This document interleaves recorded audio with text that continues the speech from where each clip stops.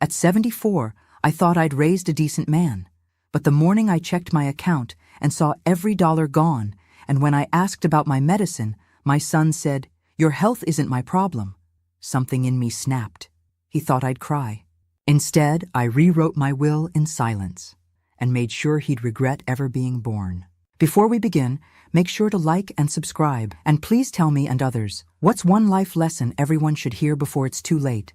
Share it in the comments below. Thanks. I always started my mornings the same way. Lukewarm oatmeal, my red pill for pressure, my blue one for cholesterol, and a quiet hour of local news before checking my email.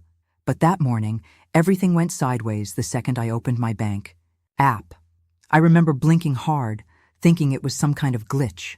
My savings account, where I'd squirreled away every birthday check, every overtime dime from my nursing job, every refund, every coin I ever thought might help me retire safely, read zero. Actually, not even zero. Negative. Overdrafted by $72. I stared at the screen like it was a bad dream. I hit refresh. Nothing changed. I checked the transaction history, and that's when I saw it. A single, massive transfer. $312,407.34. Every cent gone in one sweep. I called the bank right away, heart pounding, and after the usual robotic menus and holding music that felt like a joke, a woman named Terry finally explained that the transfer had been authorized from a joint account holder. My stomach dropped. The only person on that account, other than me, was Daniel, my son. I couldn't speak for a moment. When I finally asked her to confirm it was really him, she pulled the phone away and typed something, then gently said, "Yes, ma'am. Your son authorized it last Thursday." That was 4 days ago. 4 days where he hadn't said a word. I ended the call, shaking so badly I dropped my phone twice trying to text him. No response. I called, straight to voicemail. I didn't want to believe it. Not my Daniel. Not the boy I raised alone after his father left. Not the boy I worked double shifts for, who I packed lunch notes for until he was in high school. I sat at the kitchen table, gripping my coffee mug like it was the only thing keeping me upright. When he finally called me back that evening, I didn't even yell. I asked him calmly why he took the money, and he said, like it was nothing, "I needed capital, Mom. It's not like you were going to use it. I've got an opportunity that could change everything."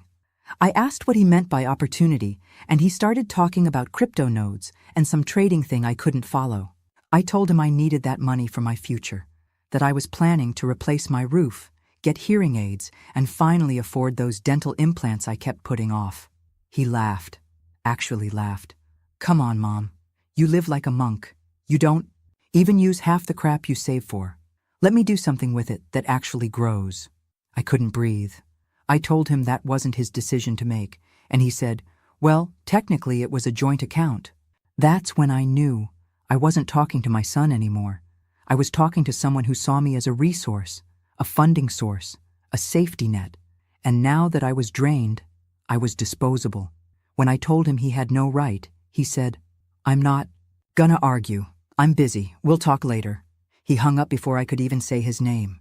I sat there in silence for a long time, then got up, walked to my medicine drawer, and counted how many days of pills I had left. 14 days of my heart meds, 12 of my thyroid ones, and no refill money, no backup, no savings. I pulled out the folder where I kept all my financial papers, flipping through them like maybe I'd missed something, some other account, some hidden check, some last-ditch miracle. But no, it was all gone. 30 years of careful planning, wiped out in one impulsive click from the person I trusted most. I put everything back, sat down again, and tried to tell myself it would be okay, that he'd come to his senses, that he'd wire it back once he realized what he'd done. But I knew better. Deep down, I knew. He took it because he knew I wouldn't stop him, because I loved him too much to ever think he could do something like this. And now, the person I raised with every ounce of strength I had left me with nothing but empty bottles, overdue bills, and a kind of heartbreak no mother should ever feel. That night, I barely slept, not because of the shock, though that sat heavy in my chest like wet laundry, but because I was trying to do math in my head, the kind that keeps you up sweating and second-guessing. I had just over $800 left in my checking from Social Security, and another $120 on an old grocery gift card I'd been saving for Christmas dinner. Rent was due in 12 days. My meds would run out even sooner. I laid there staring at the ceiling. Fan, running numbers like a gambler who already knew she lost. In the morning, I skipped breakfast and took half doses of my pills, figuring I could stretch them if I was careful. I went to the pharmacy, hoping maybe I had one refill left on. File that Medicare might partially cover, but the clerk checked and shook his head. "Your plan doesn't kick in for another 3 weeks, ma'am," he said, like he was telling me the weather. I asked how much it would be out of pocket. He tapped keys, then looked up and said, $381. I laughed, not because it was funny, but because it was so far out of reach it felt surreal. That afternoon, I heated up a can of ravioli and cut the pills again, this time into thirds. I tried calling Daniel one more time, not to beg, just to ask if he'd at least help cover the medication. I told myself maybe he didn't understand the seriousness. Maybe if I explained that without these pills, my heart could go into arrhythmia. Again, he'd snap out of whatever selfish spell he was under. But when he finally picked up, he sounded annoyed. "What now?" he said, like I was a customer at a store he didn't want to be in. I swallowed my pride and told him I was trying to buy my medication. He went silent for a second, then said, "Look, I told you I'm out of money too.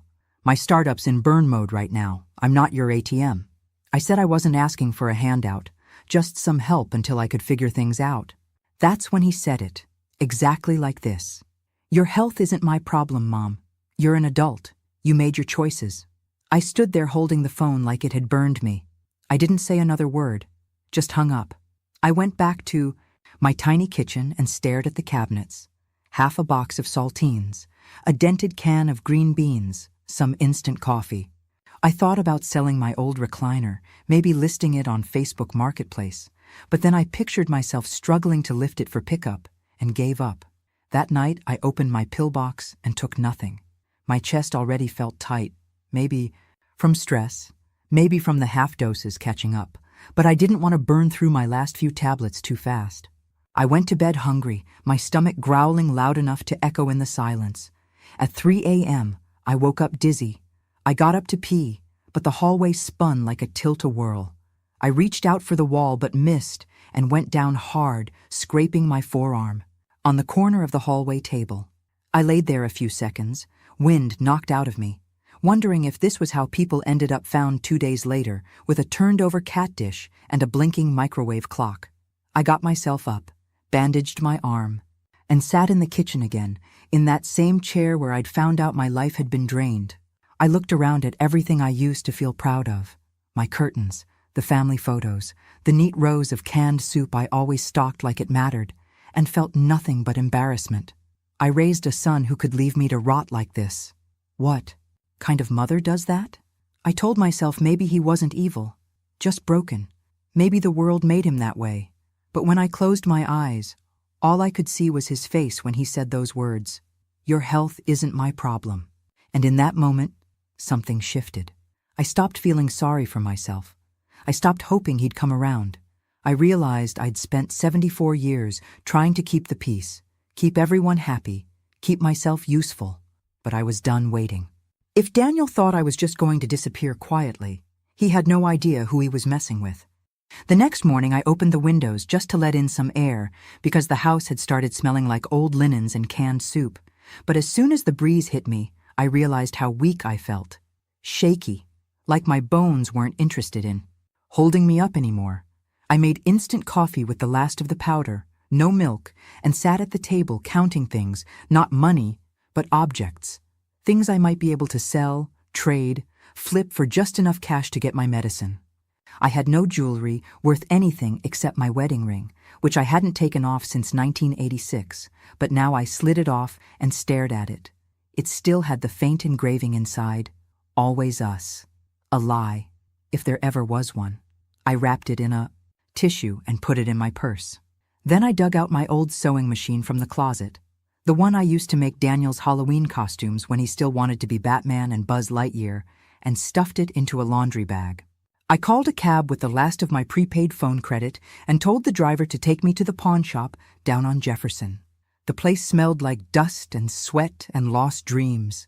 I handed over the ring first, trying not to look sentimental, and the guy squinted at it like he was looking at a used tire. "I can give you 70, he said flatly. I didn't argue. Next came the sewing machine. "This is vintage, you know," I said, hoping the word meant something to him. He shrugged. "Maybe to someone's grandma. I'll do 25. $95 total." I took the cash, folded it slowly, and stuffed it into my bra because I didn't trust my purse anymore. On the way out, I saw a woman trying to sell her flat-screen TV and crying when they offered her 30. I didn't say anything. What could I say? This world didn't care about tears unless they went viral. I walked 2 blocks to the pharmacy because I wanted to get my pills immediately, but halfway there the sidewalk started to bend sideways. Not really, but it felt like it. My heart started thumping out of sync, like it was trying to send an SOS. I stopped walking, leaned against a bus stop pole, and tried to breathe. People passed me like I was invisible. A teenager looked at me, then looked away. I tried to keep moving, but the sun got too bright, like someone turned up the contrast. On the whole world, and my knees buckled. I fell against the bench and knocked over a man's coffee. He cursed under his breath but didn't help me. My hand was shaking so bad I couldn't even open my purse. Then a woman came up to me, young, maybe late 20s, wearing a scrubs top and carrying a sandwich bag, and asked if I was okay. I tried to say yes, but the word never made it out. She called 911 before I could stop her, and within 10 minutes an ambulance was loading me up while I apologized over and over, even though no one seemed mad. At the hospital, they checked my heart, asked about my meds, and when I explained everything without naming Daniel, they looked at me with that quiet pity that says everything they won't.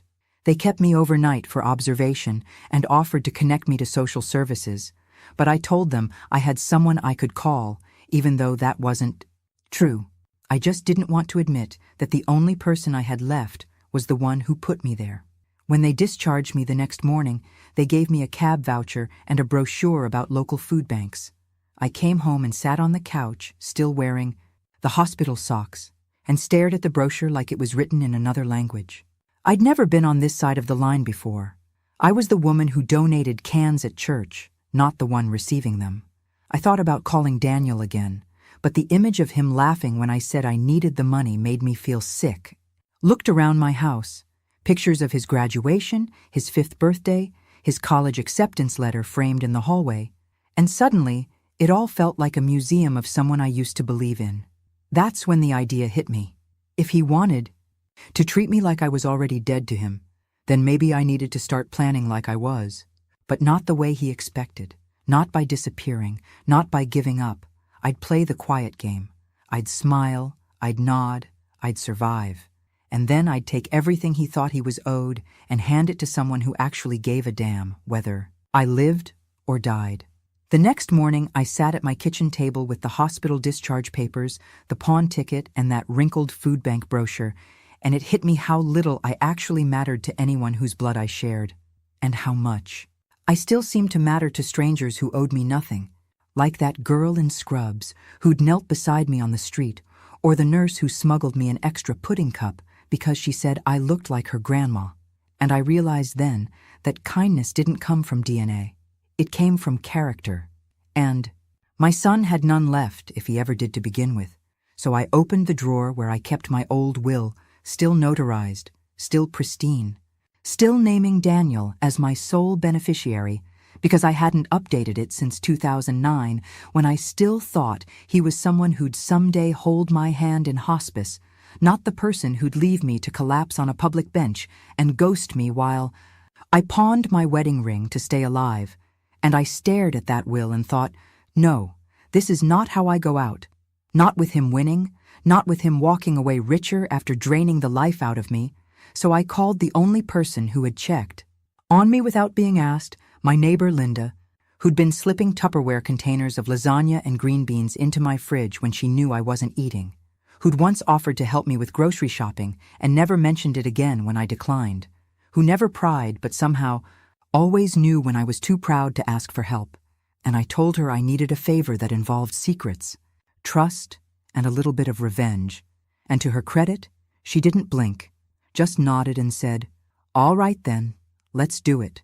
And by noon, we were in her car, headed to a small law office she found through her friend at church, a place run by a woman named Cheryl who specialized in elder asset protection and had a resting face like someone who'd survived 3 divorces and won every single one. And when I told Cheryl everything, how Daniel drained my account, how he laughed when I asked for help, how he said my health wasn't his problem, her eyes didn't widen, didn't flinch, just stayed flat and focused. And then she said, "You're gonna need more than a will, honey. You're gonna need a contingency plan." And over the next 2 hours, she walked me through setting up a new living trust, power of attorney, a medical directive, and yes, a completely new will that named Linda as the executor and sole beneficiary of everything I owned: the house, the car, the tiny life insurance policy, the furniture, and most importantly, my story. Because I made her promise if anything ever happened to me, she'd tell it, not for pity, but as a warning. Because too many mothers trust too many sons who turn out to be leeches wearing their baby photos like masks. And when we were done signing, Cheryl suggested we record a video version for legal backup. So I sat in front of her webcam and said, everything with no tears, no shaking voice, just calm, clear truth. How I'd given my son everything. How he stole from me, how he abandoned me, and how I was choosing, fully and freely, to give what little I had left to someone who actually showed up when it mattered. And afterward, Linda drove me home, and we didn't speak much. Just sat in the driveway with the engine off until she said, "You sure you're ready for this?" And I told her I wasn't sure about anything anymore, except that the next time Daniel came around, it would be on my terms, not his. And the look she gave me wasn't pity or concern. It was respect, and that meant more than any apology I knew. I'd never get, because now I had a plan, a secret, and the power to decide how this story ended. And for the first time in months, maybe years, I felt like I was back in control. It had been just under 3 weeks since I changed the will when I heard the knock. Not the polite kind, but the kind that makes your stomach tighten before your mind catches up.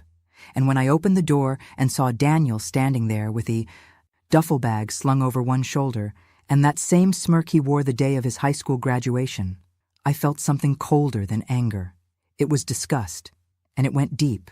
But I kept my face calm because I'd already rehearsed this moment in my head too many times to blow it now. So I opened the screen door and said, "What happened?" Like I didn't already guess the answer, and he shrugged like it was no big deal. Said his startup lost funding, his investors bailed, and his apartment was temporarily unavailable, which I took to mean he got evicted. And then he said, "I just need a few days, Mom, to regroup."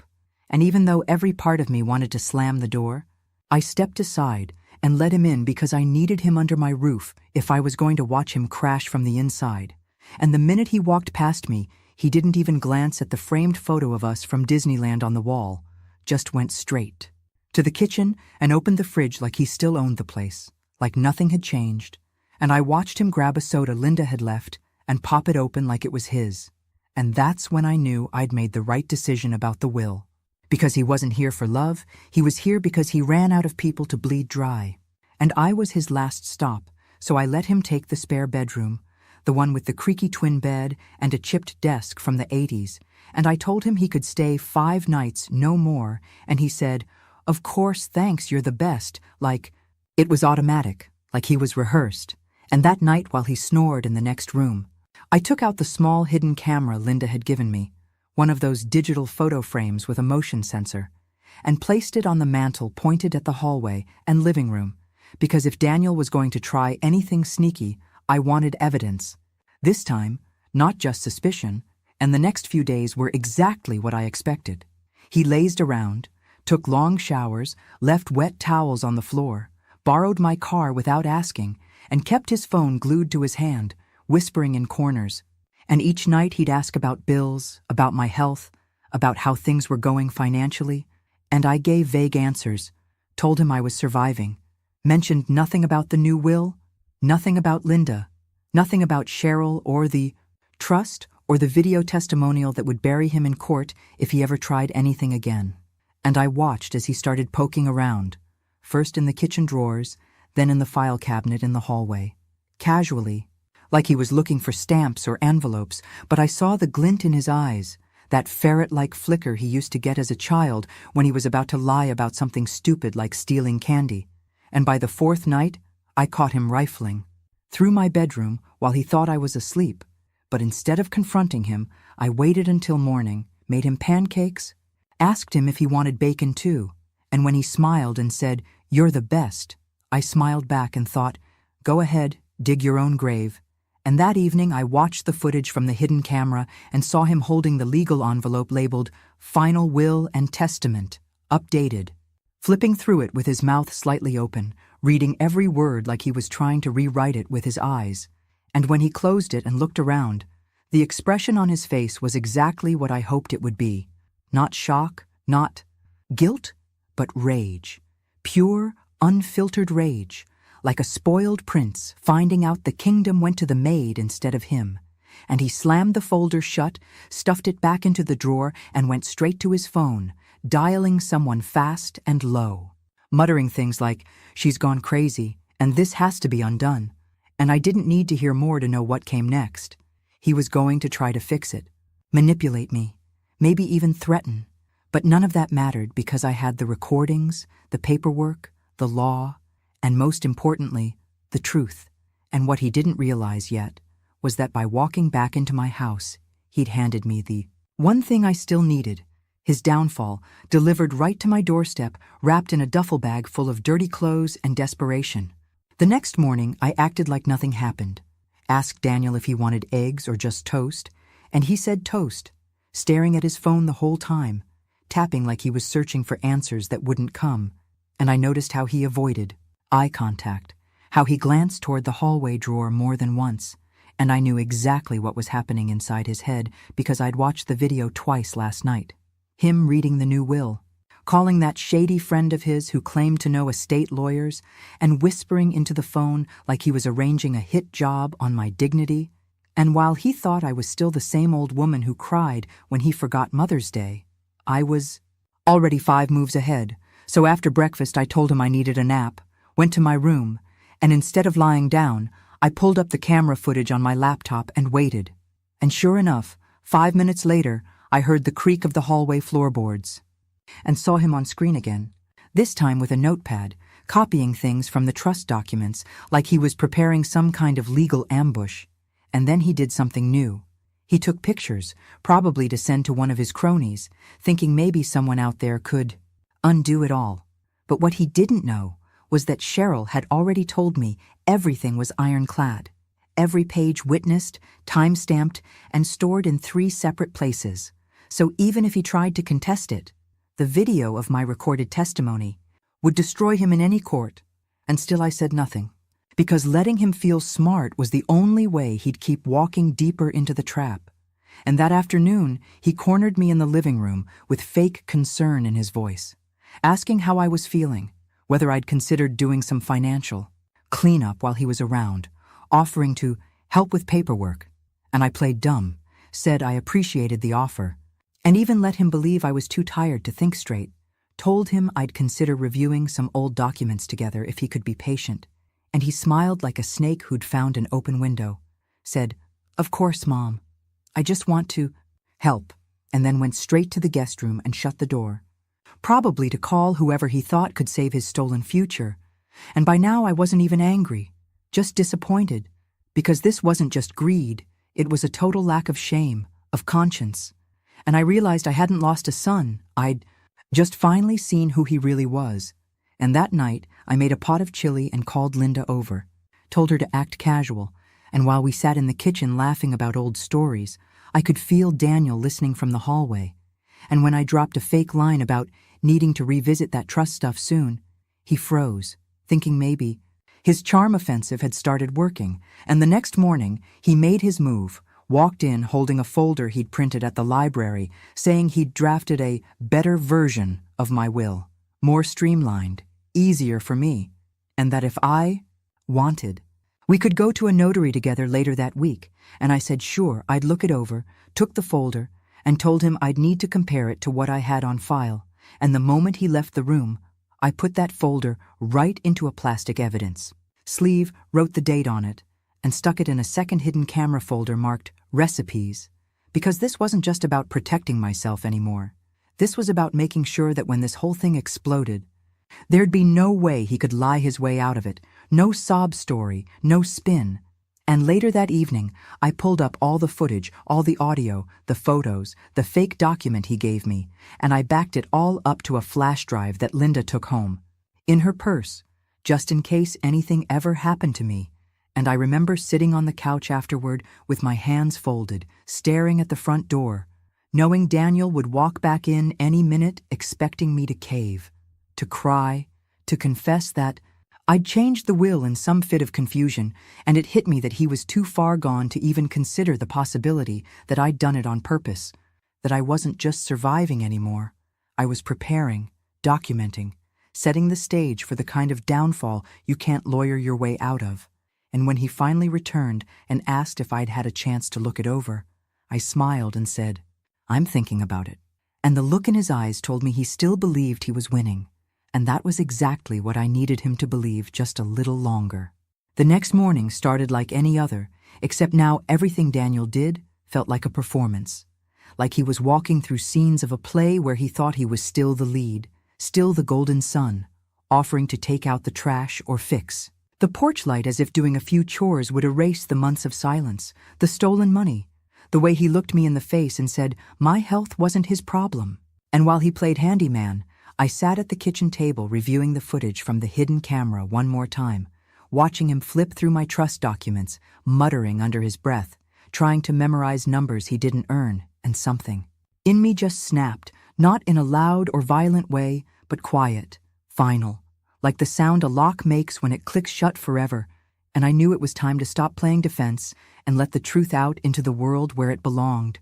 So I called Linda and told her to come by around noon, and when she arrived, I handed her a flash drive and said, "Don't ask questions. Just give this to your friend at the local advocate group, the one who handles elder abuse cases." And she looked at me for a second, searching my face for doubt, but when she saw none, she nodded and said, "You got it," then tucked it in her purse like it was sacred. And 2 days later, everything exploded because Linda's friend didn't just send it up the chain. She showed it to a local reporter who ran a story online titled "Son Steals from Retired Nurse," then tries to steal her will, and included screenshots from the footage I'd captured, and the article went viral in less than a day, spreading across social media like wildfire, with hashtags I never imagined attached to my life. Elder Justice, Not Your ATM, or Greedy Son. And by the third day, it had over 1 million views, and people were commenting things like, "She deserves everything and more," and "Throw him in jail." And meanwhile, Daniel was sitting in the guest room, oblivious, still thinking he was working me, until someone from his old company texted him the article, and I knew the moment he saw it because he stormed into the kitchen holding his phone, like it was covered in acid, yelling, "What the hell is this?" And I said, "The truth," calm as a breeze. And he started shouting that I had humiliated him, that I'd ruined his name, that he could lose clients, opportunities. And I looked him straight in the eyes and said, "You already lost something. More important, you lost your mother." And for once, he had no comeback, just stormed back to his room and slammed the door so hard a picture fell off the wall. And the next day, news vans started showing up, parking across the street, reporters calling the house, asking if I'd do an interview, and I agreed to one. Not because I wanted attention, but because I knew how many other people like me were out there, mothers, fathers, grandparents being used and forgotten by their own children, and someone needed to say it out loud.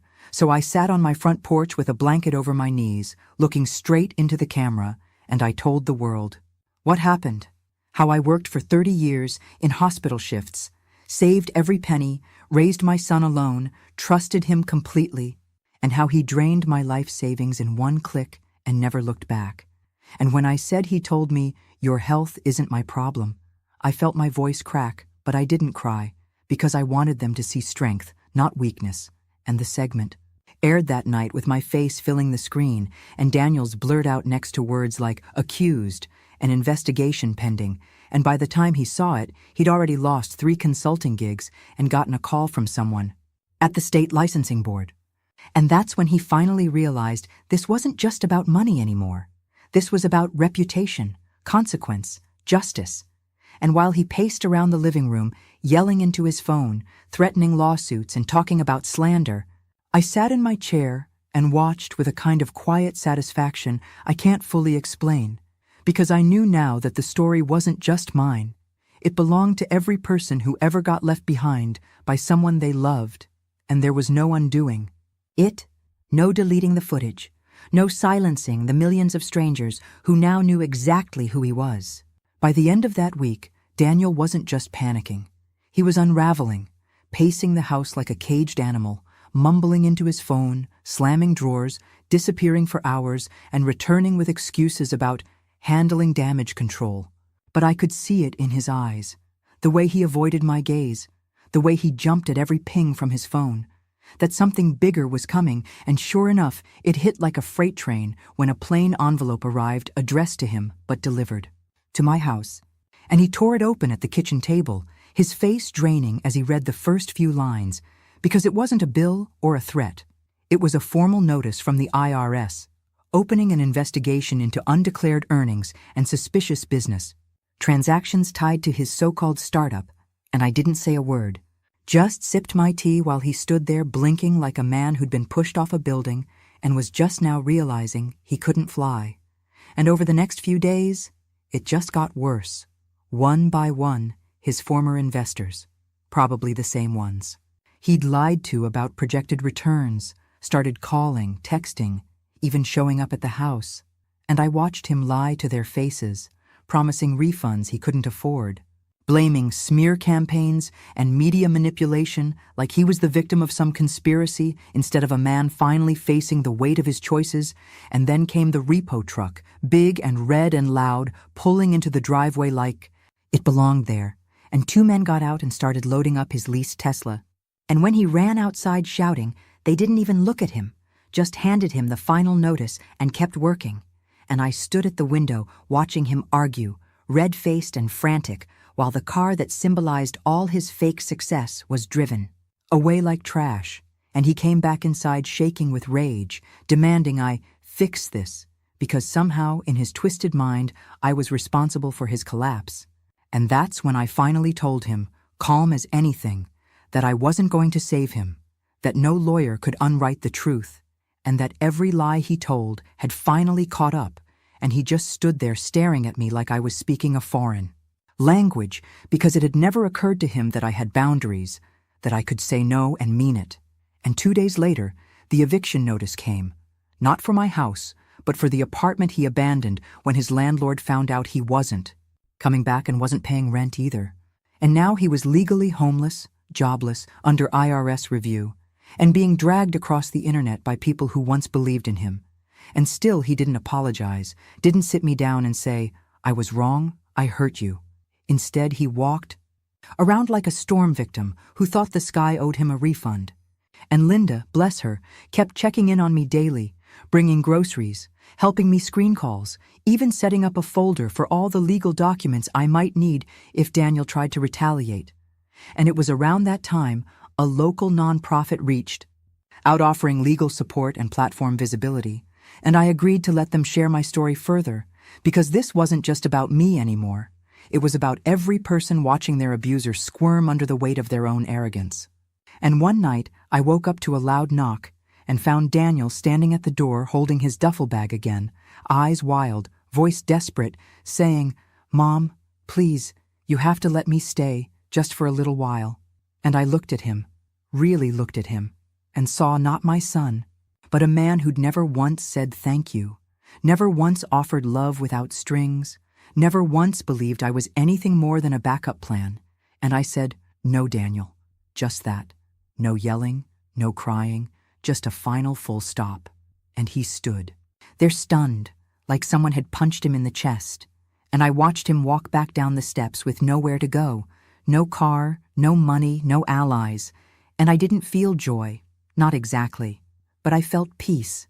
The kind you earn after standing up to the very thing you once thought you couldn't live without. And as the night swallowed him up, I went back inside, locked the door, and sat down to write the final update to my will.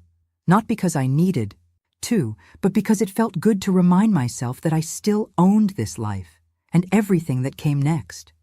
The morning after I turned Daniel away, I woke up earlier than usual, not because I was anxious or afraid, but because something inside me had shifted, like a heavy stone finally rolled off my chest, and I stood in the kitchen making coffee in silence, listening to the birds outside, and for the first time in years, the quiet felt peaceful instead of heavy.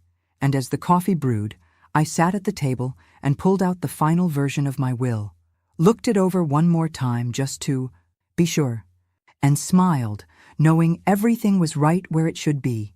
No loopholes, no back doors, no way for Daniel to twist it into something he could benefit from.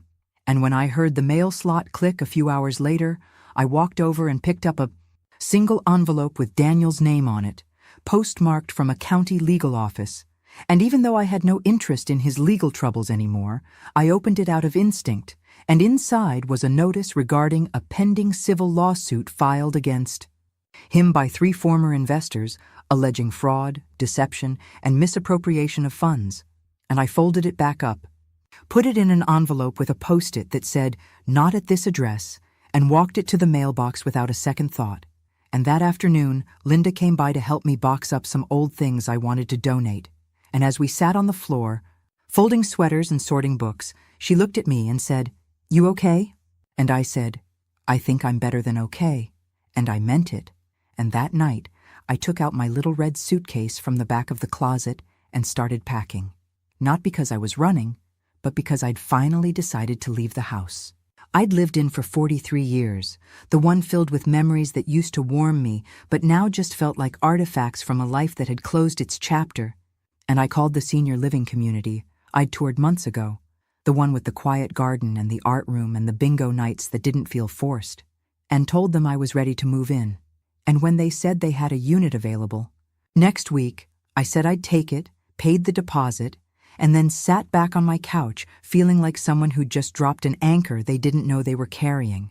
And the day I moved, Linda came with me, helped me carry the framed photos.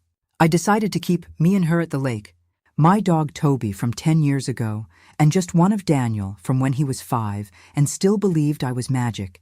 And we didn't say much on the drive, just played some old Motown on the radio, and when we pulled up, the staff greeted me by name, offered to carry my boxes, and I realized this was what starting over felt like. Not flashy, not dramatic, just steady and earned. And 2 days later, a letter arrived at my new place with no return address, just my name in Daniel's handwriting. And I opened it slowly, wondering if it would be a threat, an apology, a final plea. But all it said was, "I don't know how to fix this. I'm sorry. Daniel." And I folded it once, placed it in my drawer, and left it there unread again, because I wasn't interested in rewriting anything anymore. And a week after that, I changed my phone number, updated all my accounts, and made one final trip back to the house to give the new keys to the realtor. And as I stood in the empty living room, I looked around one last time and said goodbye, not just to the house, but to the woman I used to be, the one who begged for love, who waited for calls that never came, who thought forgiveness was the same thing as survival. And as I walked out and closed the door behind me, I didn't cry, I didn't look back. I just got in the car with Linda and drove away, windows down, knowing that Daniel had finally learned what it meant to lose not just a fortune, but a mother who loved him until he gave her no reason left to. 5 years passed like the slow turning of pages in a book I didn't rush to finish. And in that time, I lived quietly, peacefully, surrounded by people who didn't want anything from me, except my company and maybe a game partner on trivia night. And Linda became more than just a neighbor. She was family, the kind you choose, the kind who shows up without being asked. And we laughed more than I expected at our age, found joy in routines, celebrated small things like a good blood pressure reading or finding a ripe peach at the market. And I never once regretted my decision. Not the will, not the public story, not the day I closed that door behind me and never looked back, because every day that passed reaffirmed that walking away from Daniel was the first real act of self-respect I'd ever done. And though I never heard his voice again, I occasionally saw his name pop up online in articles about fraud cases, business bans, and eventually even a short blurb about a suspended license and a civil judgment he couldn't pay. And I felt nothing. No joy, no pain, just the dull confirmation that people rarely change unless they're forced to lose something they thought they owned forever. And in my final year, when the doctor told me the heart meds were no longer enough and we were running out of tricks, I didn't feel fear. I felt ready, because I had said what needed saying, given what needed giving, and left nothing behind that wasn't intentional.